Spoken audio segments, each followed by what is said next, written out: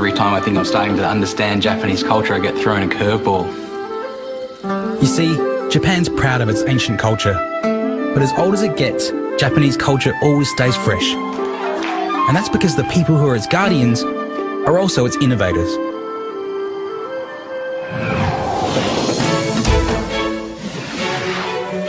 This time you'll meet some of those cultural innovators, including a man who makes magical miso. So is it about food or is it about culture? Both of them. 3 generations of divers, and a man who really loves his cattle. I think you're crazy. And of course there's a great collection of delicious Japanese recipes. Wagyu steak with wasabi and tozajoyu.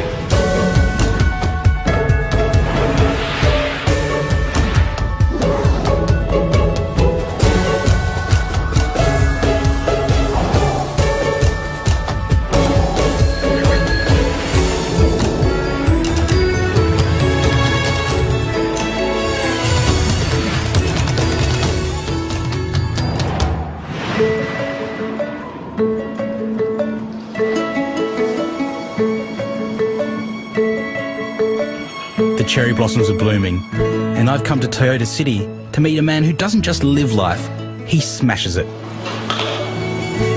Kyoe Noda is a Japanese food hero with a past. And as a young man, he was a baseball prodigy.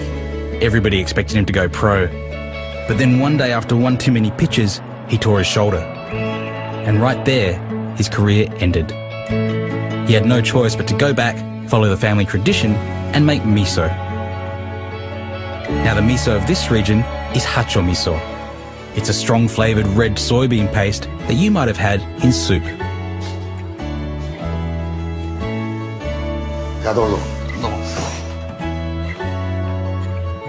Hibachi grill, a very traditional way, Noda-san.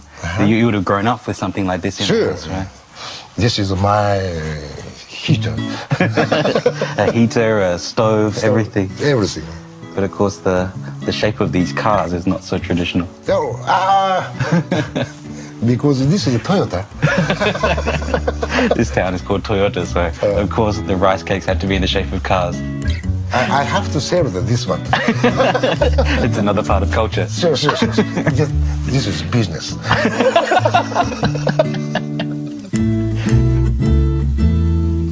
The traditional snack we're cooking over this hibachi grill is gohe mochi. It's simply cooked rice, pounded and shaped around a stick. The rice cakes are grilled, covered in sweetened miso paste, and then grilled again. Itadakimasu. Wow, oishii. Wow. And crispy rice on the outside is nice and toasty. It's all over my fingers. But the miso is sweet and almost fruity in a way. It doesn't taste like any miso I've had before. Japanese fast food that takes thousands of years to make. Kyoe is a busy man, but every week he finds time in his hectic schedule to teach kids all about miso. He's even built a school in his factory. Miso? 実はウサギのうんこだった。そう。知ってるな。実はこれ大豆の一粒なんだ。Kyoe considers this the most important part of his job because the future of Japanese culture is in the hands of these kids. And this is something Kyoe cares about deeply. In Japan, most of the people are becoming to forgetting everything. They're losing. Food, culture, philosophy is losing. We want to teach kids at first. And after that, kids can tell their parents.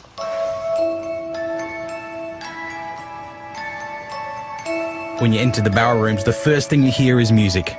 Nursery music. Why do you play music here? That's for the miso. Miso is listening. Kyoe describes his technique for making miso as letting the miso make itself. But there are centuries of tradition at work here. Take these rocks, for example. They're from the centre of a fast-flowing river because that's where the smoothest and most dense rocks gather. And these 80-year-old handmade, oak and bamboo barrels are good for another 100 years of fermenting soybeans with koji. And this is something here that's really fascinating. We think of tamari as almost being just another type of soy sauce, but it's actually the top layer from when miso is fermented after it's been sitting in these barrels for about 2 years. And it's nothing like soy sauce at all. It's thick as oil and black as squid ink. Just look at it there, it's almost like a syrup. And it's salty and it's Vegemite. It's the essence of umami. Umami, so right. Looks like our taste is like Vegemite. A little bit like Vegemite. The famous shogun around this area in the Edo period, Tokugawa Ieyasu, is said to have had 2 favourite foods, miso and eggplants. And today I'm putting them together in one dish, a very popular dish called dengaku nasu, or eggplants with dengaku sauce.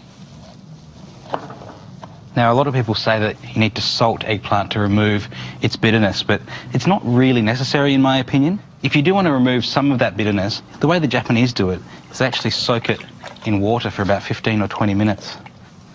It's a really smart way of doing it because a lot of bitter compounds that are bitter to our taste are very water soluble, so soaking it in water will leach out some of those compounds.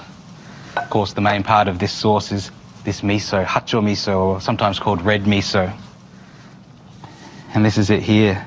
I've taken this straight out of these barrels, so it's still got big chunks of soybean in there. But once you buy it in a supermarket or something like that, it will probably be quite smooth.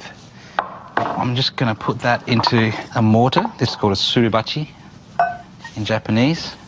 Hacho miso really does need sugar to bring out its flavour. So 200 grams of miso to 100 grams of sugar.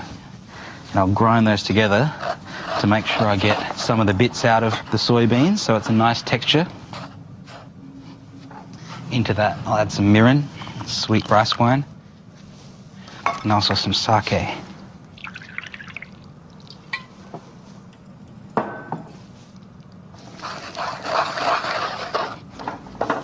That's about all there is to it. Looks like our eggplants are ready. So I'll just take those out and just a light score on these eggplants in a cross pattern. I like to use 2 skewers and thread them in at a V shape. That keeps the handles together so you can turn them easily. It also stops anything from spinning around. Brush them with just a touch of oil.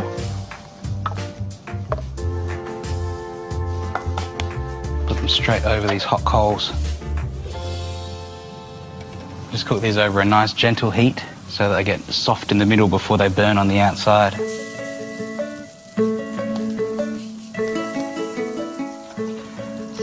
These are looking quite good now. So here's our miso.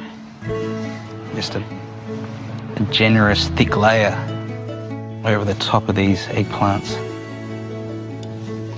Back over the heat, just until that miso is bubbling and fragrant. I'm doing 2 of these scattered with sesame seeds, a really classic accompaniment. And 2 of them I'm going to put on some of these little guys. These are kinome, or the leaves of a prickly ash, or a mountain ash, in Japanese called sansho. I'm just going to add a touch of grated ginger. And that's it. Dengaku nasu, or eggplants with dengaku sauce.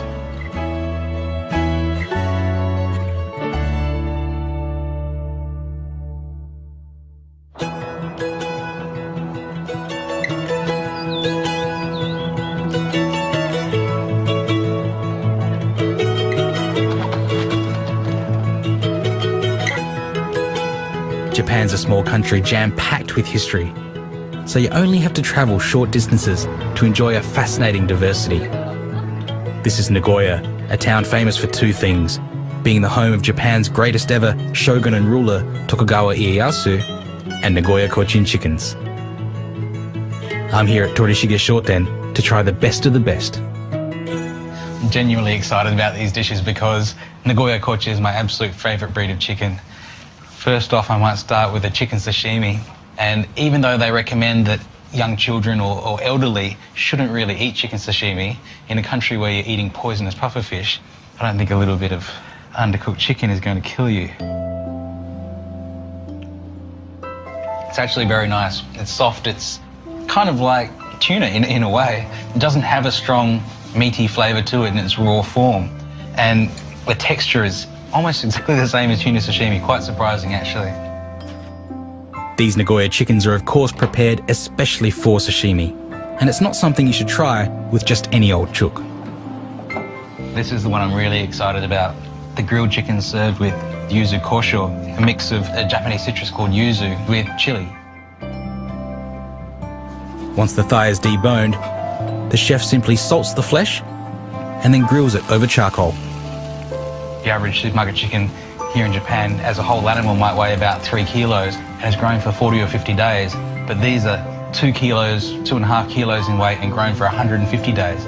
You'd think that would make the meat firm and tough, but it's not. It's still soft and buttery. Just salt over hot coals grilled like that is a fantastic way to eat that chicken. And now here, the oyakadon.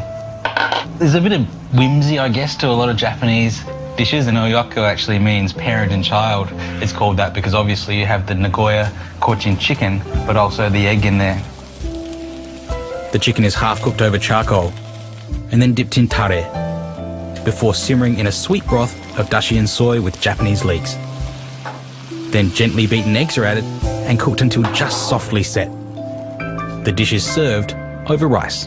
The soft eggs, firm chicken, and really sweet flavour is just a fantastic combination. An hour down the road from Nagoya is Mie, home to one of Japan's oldest and most fascinating traditions, the Ama-san.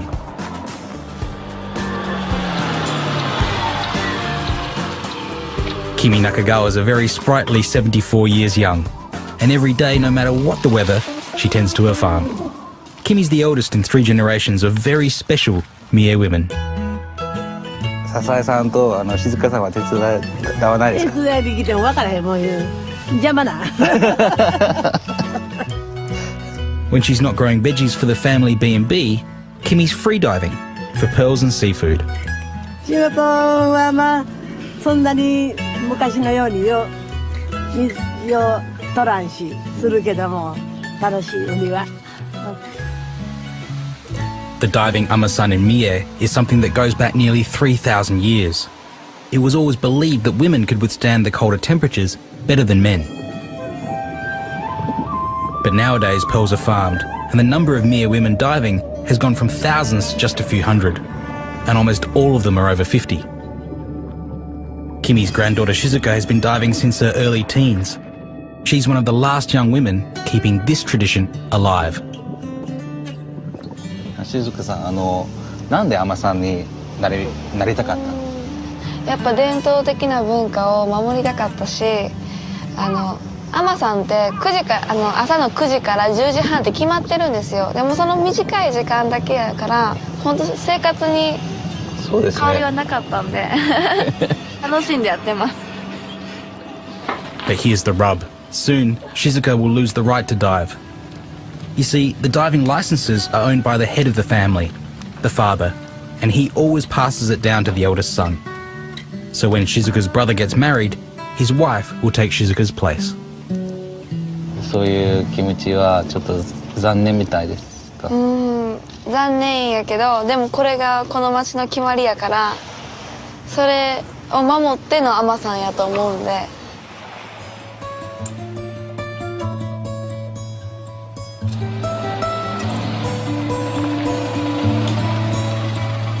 I've been invited for dinner at the Nakagawa's B&B. Tourists come from all over Japan to meet the famous pearl divers and taste their fruits of the sea. This is Nakagawa-san, the patriarch of the family, and he's preparing the abalone for dinner. And he's making takikomi gohan, which is kind of rice where everything's cooked together. So the abalone and the other ingredients go into the rice and it's all steamed up. You don't get much fresher an abalone that's still wriggling around. I have had abalone sashimi before.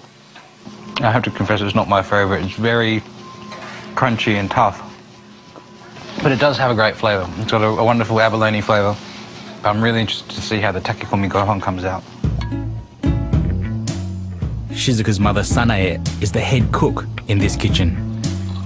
First step, dashi stock has gone in, and rice cooked with dashi stock is really wonderful. Adding in there some soy sauce, mochotto desu ne, a little bit more soy sauce. Two different types of soy sauce, a light flavoured and a strongly flavoured. This is sugar going in. You can kind of imagine the flavour that's going to go into this rice as it cooks. First in that seaweed, and there's a little bit of a few other dried ingredients in there as well. The carrots from Granny's garden. Fried tofu. And this is going to cook in a rice cooker actually for about 40 minutes. And I've always been told that abalone is one of those things that you cook for 4 seconds or 4 hours because it can be very tough. Otherwise, even in its raw state, it's quite tough as well. There's absolutely no way I'm going to tell 3,000 years of abalone tradition how to cook abalone.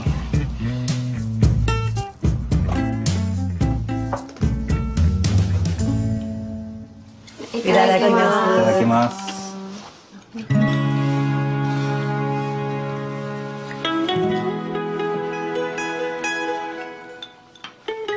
It's not how I would have cooked abalone, but it is impossibly tender with that wonderful, delicate flavour of the abalone that matches so well with the seaweed and the tofu and the other ingredients. I feel really privileged to be sitting here with 3 generations of the Ama-san, eating a dish that has been around possibly for thousands of years, unchanged, except this time we cooked it in a rice cooker. You kind of think maybe in 50 years or 100 years, or even as soon as Shizuka-san gets married, this kind of experience will be lost forever.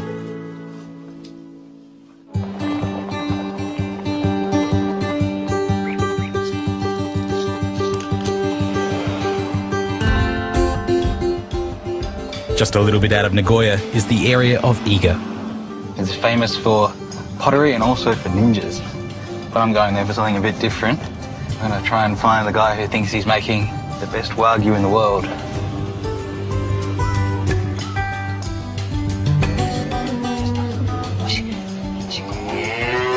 Yoshiki Okuda loves his cattle. They're wagyu, the native Japanese breed famous around the world for their marbled meat. Top cuts can fetch hundreds of dollars per kilo, but Okuda believes there's much more to it than simple genetics. Is it important that the cow's happy? そうですね。それが一番大事だと思います。 So that's the most important thing. Yeah, definitely. How do you make a happy cow? How? Make a good room and good feed and a good heart. 心で答えてくれるんですよ、目が。僕それを信じてるんです。 Let me show you something just through here that I find a bit special. This may not look like it, but this is Okuda-san's kitchen. And over here is where he mixes up his feed for his cattle. This is kind of like a top secret recipe. Soybeans, sake leaves, which are actually very often used in Japanese cooking. Mirin, sweet rice wine, beer leaves, even pineapple and plum wine. The amount of thought and care that he puts into the feed that he gives to these animals is quite extraordinary. So this is where you put together the feed. Yes. Are you a chef for cows? そうです。こだわりです。What is this stuff? これはビールカスって言ってビールを絞った時に出てくるやつなんですけど、この中にそのビール酵母っていう菌がいるんですよ。You hear about this a lot in Australia, that the wagyu farmers in Japan feed beer そう to です。 the... それの延長線上です。で僕はそのビールだけじゃなくてもっとこだわったのがこれなんですよ。でこれがみりん。 Right, right. Yeah, みりんのカスなんですけど。 This is the leaves from Japanese rice wine. Rice one, mirin. yeah. Very sweet. The sweet one. This is sake leaves. Sake. This is people food. You can grill that and have it with a brown sugar syrup. そうです。 And it's very nice, you know. どうぞ食べて。ありがとうございます。 Do the cows think it's tasty? いい。Definitely. That's really だから fascinating. He 一匹 says, ずつに by the animal, he knows what they like. So there's certain animals that like more of the beer leaves and certain animals that like more of the mirin leaves. So as he's going around feeding them, he's giving them almost a diet that is perfectly tailored to each cow. 失礼ですけど、I think you're crazy. みんなに言われます。アホですってよく言う。本当ですよ。Clearly, Yoshiki is a passionate man, a real food hero, and it all started a long time ago. This is his family's other farm in the city, and when Yoshiki was just a boy, his dad gave him 100 chickens to get him interested in farming. He sold eggs to the local shops, which made him the richest kid in school, and that was cool, but being a boy farmer has shaped him into the man he is today. Right here in the middle of town is Okura-san's family farm, and it's slowly, as the years go by, been surrounded by houses and high-rise buildings, and legally, once they knock this down, they actually can't build another farm here. And it's very rare to have cows like this right in the middle of a city. These cows spend most of their time at Yoshiki's other farm up in the hills, but he sometimes brings them here because there are schools nearby, and Yoshiki takes groups of kids through the farm to show them firsthand where their food comes from. その気持ちを伝えるっていうことが生き物を通してと先生を通してじゃ全然違うんですよね。そうするとこの生き物に対しての感謝っていう心が生まれるんで、それを伝えていくと。だから世代が変わっても伝えていける人間が育つっていうことを目的としてやってます。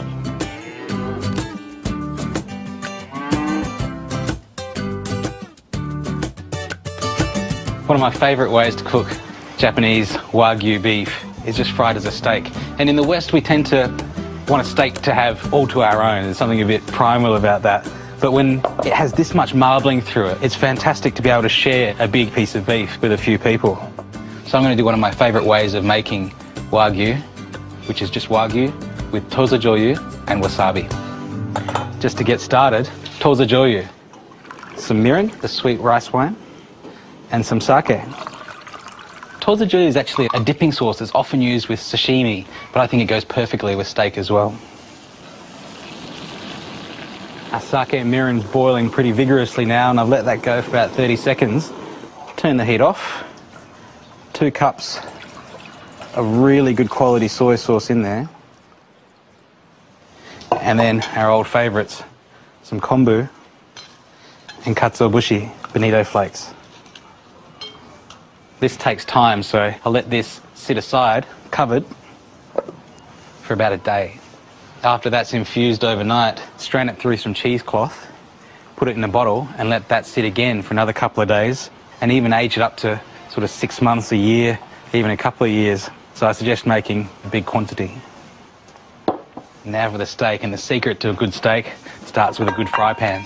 A really heavy base fry pan is absolutely vital, and I prefer to cook steak in a fry pan because you get the most amount of surface area, which gives you the highest heat and the best caramelization. And we're serving it with a salty kind of soy sauce dipping sauce, but the salt is also really important to get that crust on the outside of the meat. And so I'm just going to grease it with a touch of the fat from the Wagyu. Just rub that around. And just drop that in there.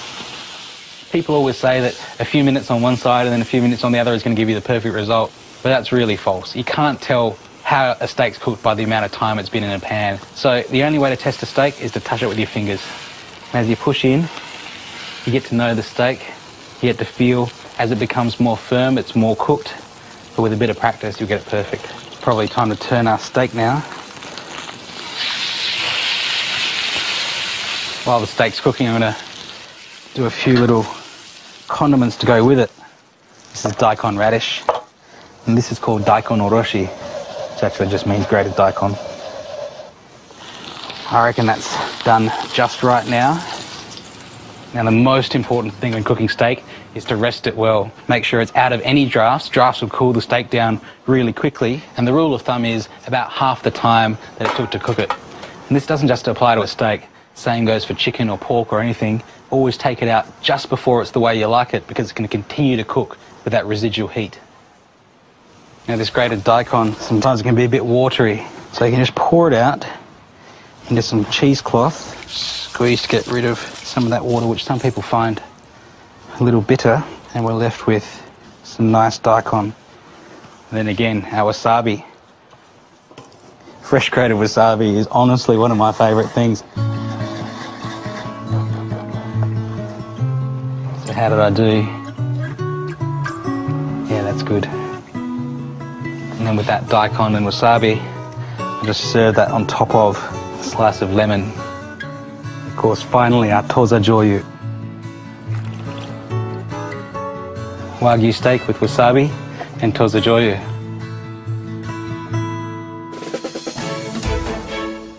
Next time, I cruise through Tokyo during cherry blossom season and explore the culinary world of Japan's salaryman. If a salaryman had a spiritual home outside the office, it'd be a place like this in Izakaya. I catch up with an old mate who's impressing Tokyo's food scene. Oh, it's very good. And dive into the world of Japan's soul food, ramen. The sheer number of ingredients and the amount of effort that goes into preparing each one is mind-boggling.